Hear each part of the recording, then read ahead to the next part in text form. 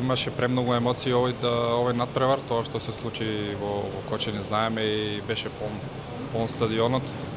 Знаевме против каква репрезентација играме, 90% од играчите играат во Премиер лига. Добро се браневме до последна минута и знаевме дека со борба дека ќе дојдеме до една шанса и ја добивме.